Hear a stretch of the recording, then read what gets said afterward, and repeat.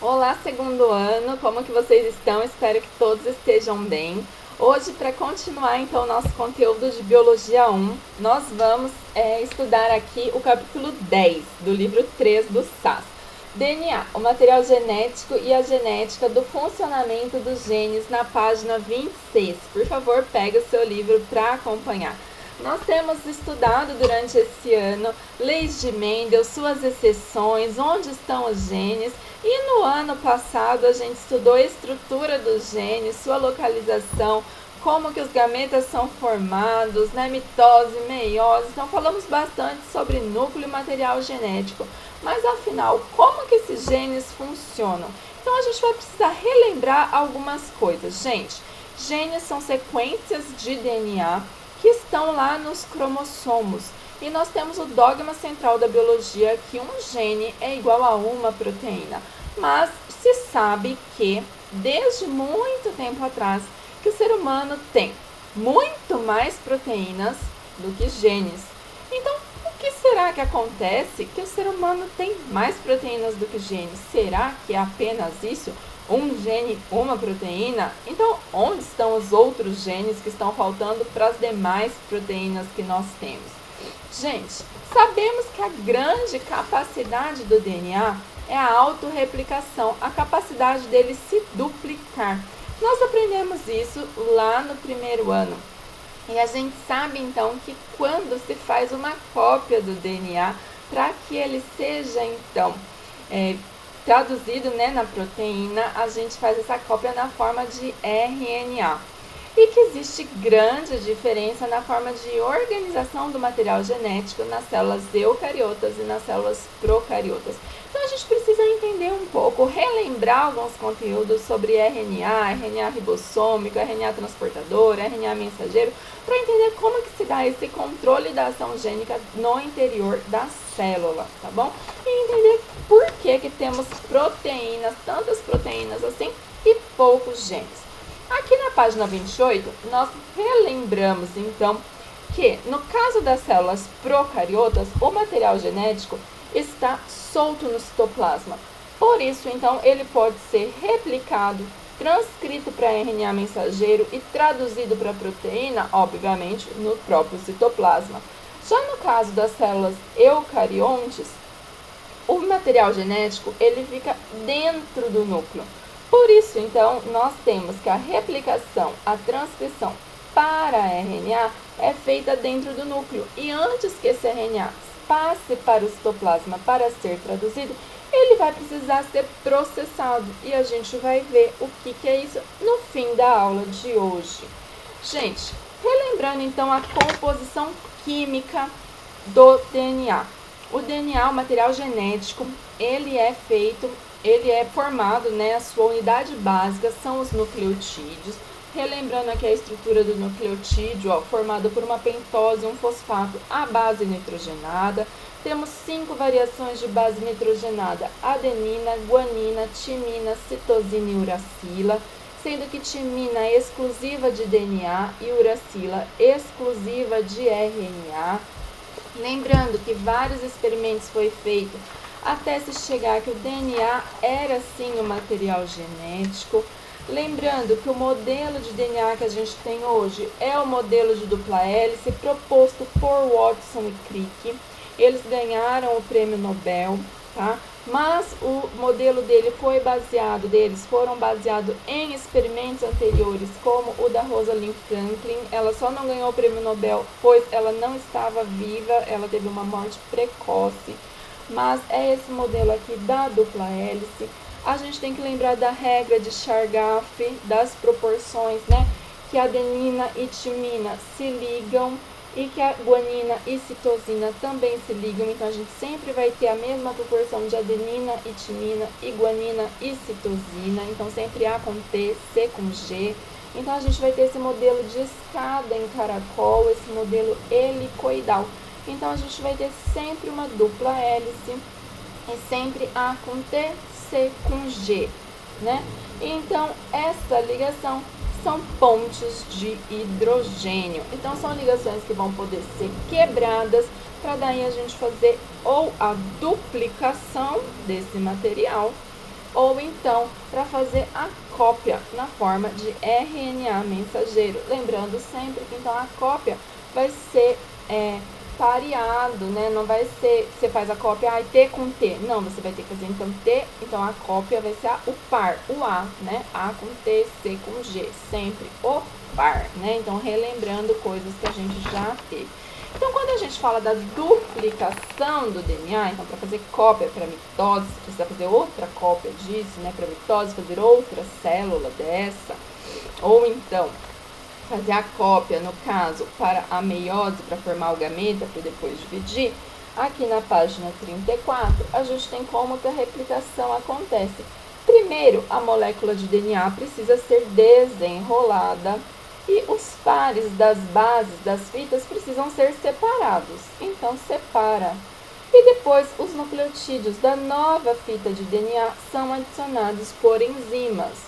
Então, a gente vê aqui a nova fita, tanto para cá quanto para cá, sendo adicionada. E no fim, então, a gente tem duas novas fitas. Esse processo é um processo semi-conservativo. Por quê? Porque você conserva uma fita inicial e você tem apenas um lado da fita novo. Então, por isso, a gente fala que é uma duplicação semi-conservativa. Olha como a gente pode ver aqui, ó. A fita antiga, que a gente chama de fita mãe, e daí as novas fitas aqui, fitas filhas. Então, se a gente for terminar esse processo, a gente vai ter duas fitas semi-conservadas. Um lado da fita é da fita mãe e um lado é a nova fita, fita filha. Então, sempre a duplicação, a autorreplicação é uma autorreplicação semi-conservativa. E quando que vai formar, então, o RNA? A gente pode ver aqui na página 36. Quando forma o RNA, como que é essa molécula de RNA? A molécula de RNA, ela é simples fita. E no lugar da timina, temos a uracila. Olha aqui, uracila não tem timina. Então, é uma única fita, não tem, então, né, o outro lado. E temos aqui a uracila. E por ela ser simples fita, ela é muito mais flexível, ela pode dobrar sobre si mesma. Os cientistas sabem que existem aí 6 tipos diferentes de RNA, mas nós vamos falar sobre 3 tipos, que são os 3 tipos que são importantes para, então, a transcrição, para a formação das proteínas. Vamos falar do RNA mensageiro, que é aquele que tem a sequência para os aminoácidos, para formar uma proteína. O transportador, que vai transportar os aminoácidos para formar a proteína. Aqui tá, né, ele e o desenho dele, o transportador. E o ribossômico, que forma os ribossomos, que são aqueles que fazem, então, a tradução da proteína. E como que é, então, essa transcrição? Gente, a transcrição do RNA é bem parecida com a do DNA. Olha só. Primeiro a gente tem aqui o DNA molde, onde a gente tem o gene. Ele vai se abrir, só que são os ribonucleotídeos aqui, aqueles que vão formar o RNA. Eles vêm, se ligam, formam o RNA e daí o RNA se solta, tá bom? E daí ele se solta e agora a gente tem então o RNA. E como que é esse código genético? Gente, demorou para os cientistas chegarem, então, numa conclusão de como que era esse código genético. Hoje, nós sabemos que o código genético, para formar as proteínas, sabemos que elas são formadas por aminoácidos. E como que é essa leitura? A leitura é num código, e esse código é lido de 3 em 3 nucleotídeos. Mas nós temos 20 aminoácidos. E se nós combinarmos os nucleotídeos de 3 em 3, nós vamos ter 64 combinações. Isso significa que mais de uma combinação equivale a um aminoácido. Então, aqui na página 39, nós podemos ver, então, todas as combinações possíveis e todos os aminoácidos. Aqui eles estão em siglas. Então, por exemplo, aqui embaixo, nesse canto esquerdo, nós temos 4 combinações de trincas ou códons, né? Então, GGU, GGC, GGA, GGG. E os 3 vão codificar o mesmo aminoácido, glicina. que aqui abreviado é GLI, tá bom? Então, esse é a tabela, então, de como que a gente pode traduzir. Então, primeiro é feita a transcrição de DNA para RNA. E depois o RNA, esse código, precisa ser traduzido. E aqui está a tabela de como a tradução é feita. E quem faz essa tradução é o ribossomo. Então, a gente pode ver aqui como que é feita a tradução. Sempre tem um código de iniciação e um código de parada, um código de término. E no meio, então, a sequência das trincas de nucleotídeos para codificar os aminoácidos, tá bom? Então, o código de iniciação, AUG, né? A gente pode ver aqui, AUG, metionina. Esse é o código de iniciação sempre. Então, vem aqui a subunidade menor do ribossomo, daí encaixa o RNA transportador com o anticódon equivalente a o GA com U, porque é RNA, tá bom? U com A, G com C, certo? Então, sempre equivalente. Encaixou, trouxe a metionina. Ok. E daí vem a subunidade maior, encaixou. Pronto, estão prontos para começar. Essa é o processo de iniciação. Então, aqui é o códon de iniciação, encaixou, tá tudo prontinho, pode começar. Agora vai começar, então, a leitura de 3 em 3 do códon, tá bom? Então, vamos lá. O próximo aqui, no caso, ele tá dando só um exemplo, tudo bem? Então, o próximo aqui, o segundo códon dele vai ser GUC. Então, vai vir o RNA transportador equivalente, que aqui é CAG, que encaixa direitinho com o códon e o anticódon, carregando o seu aminoácido. Quando encaixar direitinho, vai formar uma ligação peptídica entre os dois aminoácidos. Esse primeiro RNA transportador que não está mais carregando o seu aminoácido está livre, ele está liberado, pode ir embora, o ribossomo se desloca então, e daí vem o próximo para fazer a leitura. E assim vai, gente, lendo trinca por trinca. Até quando? Até chegar no códon de parada, que é a terminação. Então, quando chegar no códon de parada, no stop códon, aquele que vai falar, bom, parou, terminou. E daí todo esse complexo vai ser liberado e o aminoácido daqui, prontinho, ó. Todos os aminoácidos unidos formou a proteína. Então, é assim que acontece. E tem uma diferença entre os procariotos e os eucariotos. Lembra que os procariotos, o material genético fica no próprio citoplasma? Então, olha só, enquanto está acontecendo aqui, ó, o RNA está sendo formado, né? O DNA já está formando RNA, então está acontecendo a tradução. Olha só, os ribossomos já podem ir fazendo a transcrição, os ribossomos já podem ir fazendo a tradução. Tudo ao mesmo tempo, porque tudo ocorre no citoplasma mesmo. Mas no caso dos eucariotos, é uma coisa um pouco diferente. Por quê?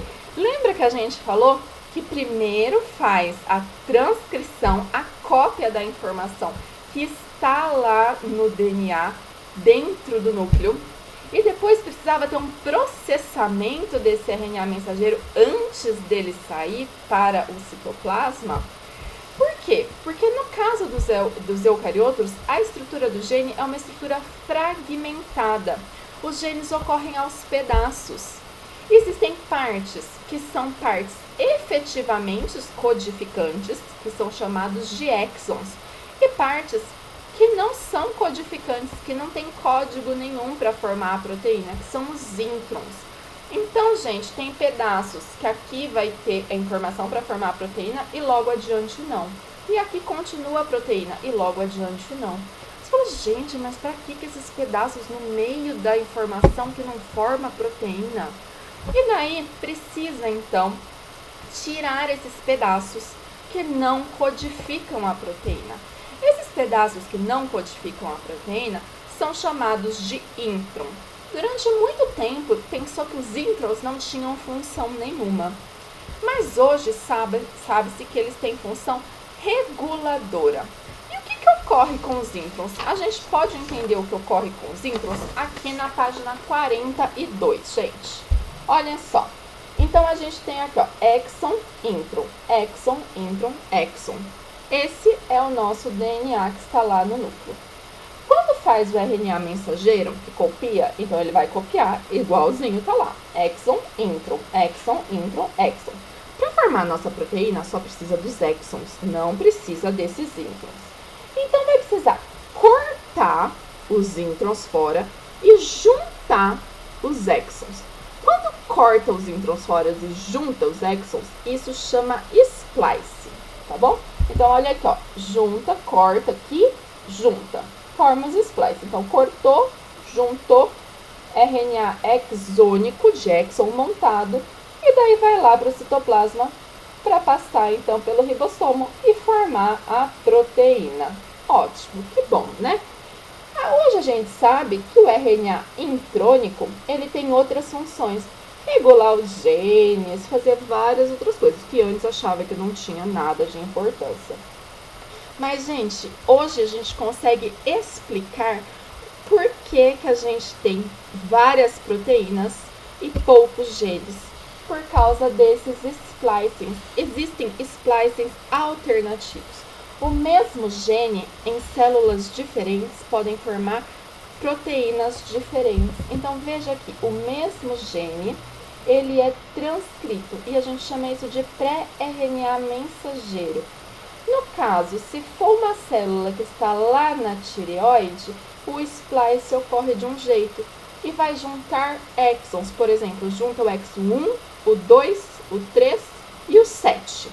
Já se for uma célula do neurônio, vai juntar o exon 1, o 2 e o 8. E daí forma uma proteína completamente diferente. E é assim que hoje a gente está justificando porque temos poucos genes e muitas proteínas. Espero que vocês tenham entendido e a gente tira nossas dúvidas na aula online. Até a próxima aula. Tchau, tchau!